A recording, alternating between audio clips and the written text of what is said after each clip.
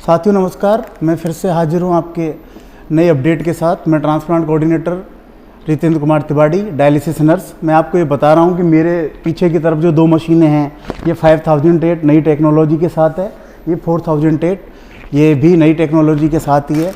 इन दोनों मशीनों पर पेशेंट का डायलिसिस किया जाता है। ये साथ में है मेरे पास FX80 डायलिज़र, ये है FX60, ये 4008 की ट्यूबिंग्स, ये 5008 की ट्यूबिंग्स, और ये HD कैथेटर्स। जिन पेशेंट्स को फिस्टुला नहीं होते हैं, इन कैथेटर्स को जुगुलरली या फेमोरली इंसर्ट किया जाता है। थोड़ा मशीन की फंक्शनिंग के बारे में बता देता हूँ कि यहाँ डायलिज़र लगाया जाता है, पूरे सेटअप में ट्यूबिंग्स को लगाया जाता है, साथ में पार्ट ए और पार्ट बी अटैच होते हैं। ये मशीनों की ओपनिंग है, ये ब्लड पंप है, ये सब्स्टिट्यूट पंप है, ये सेंसर्स है, ये डोम वाला एरिया है, ये नीचे भी दोनों सेंसर्स हैं, ये बाईवेग वाला पार्ट है। ये मशीन में यहाँ UF गोल्ड सेट किया जाता है, UF टाइम लगाया जाता है, यहाँ से ब्लड फ्लो सेट किया जाता है।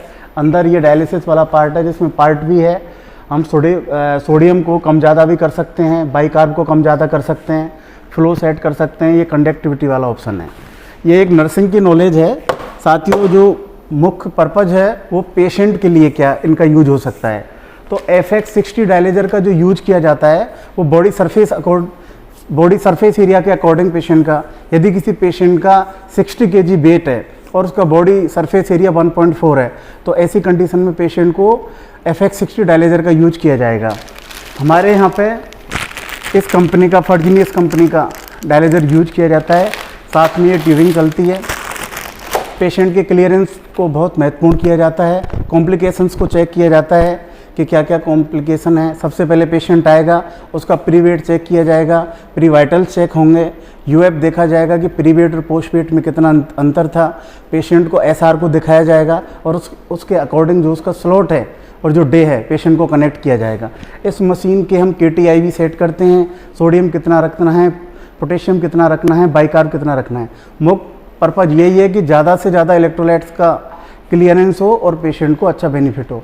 यदि एक पेशेंट हफ्ते में 3 डायलिसिस करा रहा है, 3 डायलिसिस के एपिसोड में, तो हमारा ये टारगेट रहता है कि 1.5 मतलब 1.5 लीटर वो 2 दिन में अपना बढ़ा के आ जाए। 2 दिन में 1 डायलिसिस होगा, 2 दिन में 1 डायलिसिस होगा, और तीसरे वाले डायलिसिस में 3 दिन का टाइम लगता है। तो उसमें आप चाहो तो 1.5 से 2 लीटर की तरफ लेके जा सकते हो।